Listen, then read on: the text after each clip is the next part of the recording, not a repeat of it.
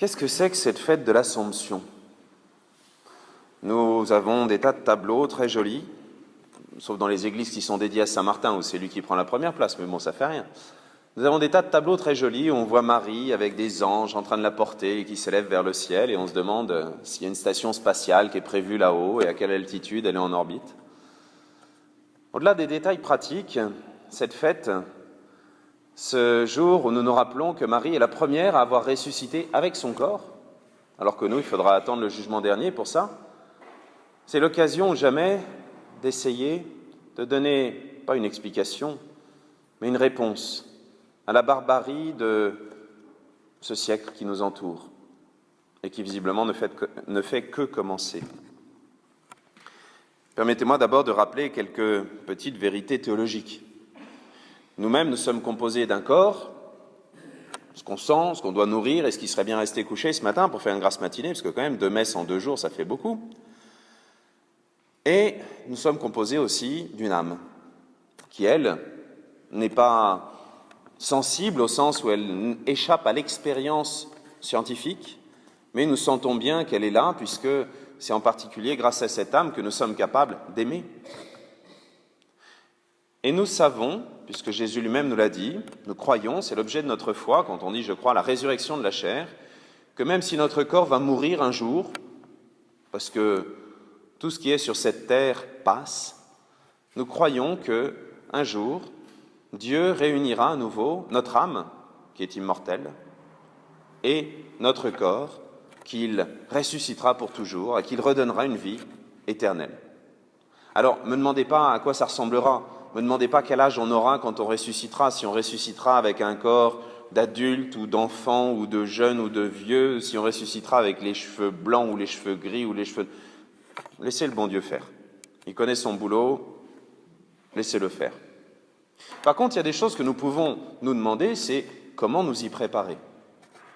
Et justement, pour nous y préparer, nous avons un exemple auquel on ne s'attendait pas, qui est l'exemple du père Hamel. Vous savez, ce prêtre de notre diocèse qui a été décapité, égorgé d'abord, décapité ensuite. Désolé des détails trop directs le matin, mais bon, il faut appeler un chat un chat. Ce prêtre est aujourd'hui un modèle pour nous. Non pas qu'il ait fait des choses exceptionnelles, la plupart d'entre nous, nous ne le connaissions pas. Nous ne l'avions presque jamais rencontré. Moi-même, comme confrère, je ne l'avais presque jamais rencontré. Et tout ce que nous savons sur lui, c'est cette fidélité de 58 ans. 58 ans de sacerdoce où il a simplement été présent, simplement aimé Dieu. Et aujourd'hui, nous savons qu'il ressuscitera un jour, de manière certaine, pour être avec Dieu directement. Nous, peut-être qu'on ira faire un tour dans la salle d'attente avant la résurrection, peut-être que si j'ai mal fait mon travail, ou que vous ne m'avez pas bien écouté, peut-être qu'on ne se retrouvera pas tous, mais lui, en tout cas, on est sûr, à l'arrivée, il y sera. Et il sera là avec son corps, éternellement vivant. Alors j'espère qu'il n'aura pas 86 ans, parce que sinon, s'il y a des montagnes russes au paradis, il aura du mal à en profiter. Mais il sera là. Et pour comprendre un petit peu ça, nous avons comme avant-première, comme premier chapitre, la Vierge Marie, déjà présente là-haut, dans le ciel, avec son Fils. Ils ne sont que 2 là-haut au paradis avec leur corps et leur âme. Il y a Jésus et Marie. Tous les autres, eh bien, ils attendent la résurrection. Qu'est-ce que ça veut dire pour nous? Dieu nous demande d'être fidèles à sa promesse, puisque lui est toujours fidèle.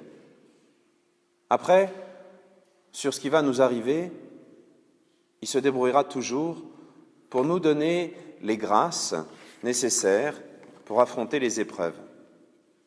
Oui, c'est vrai, lorsque nous contemplons Marie, elle qui est comblée de toutes les grâces possibles, elle qui a reçu toutes les grâces, on pourrait presque être jaloux en se disant « mais pour elle, c'est trop facile ».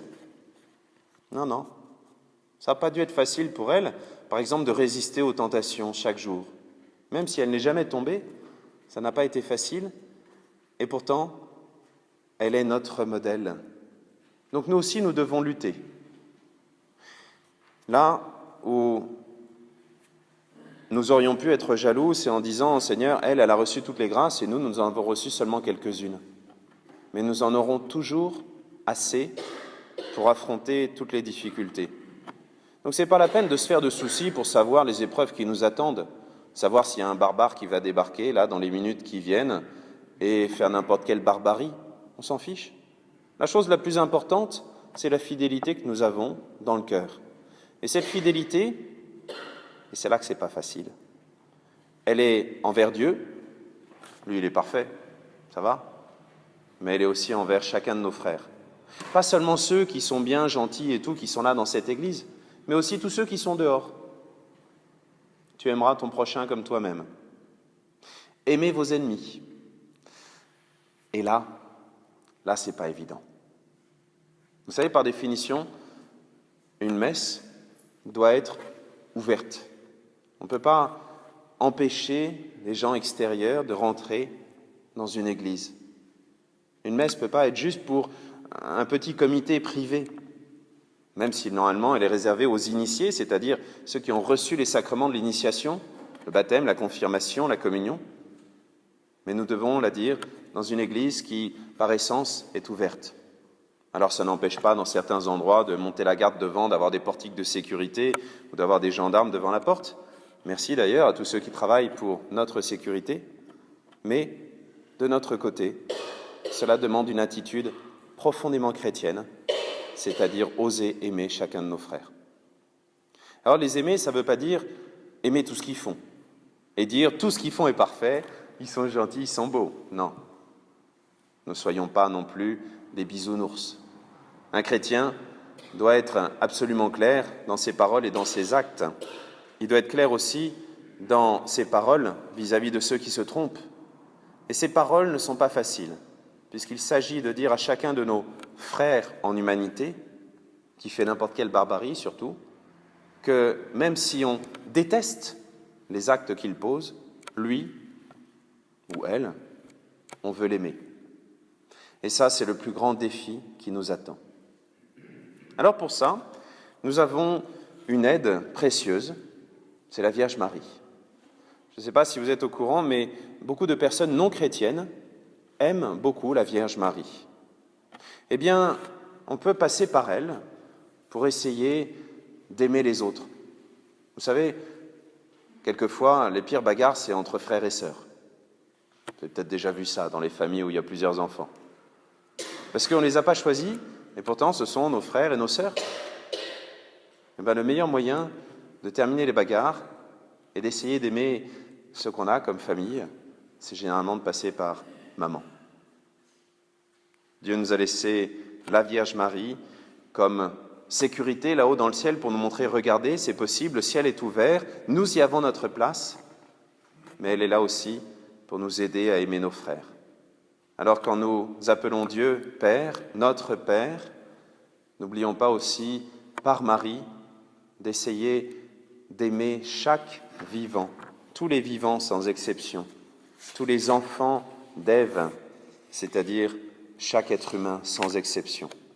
Que Dieu nous aide sur ce chemin difficile, qu'il nous aide parce que c'est là que se trouve la véritable racine de la sainteté dans cet amour destiné à chacun. Amen.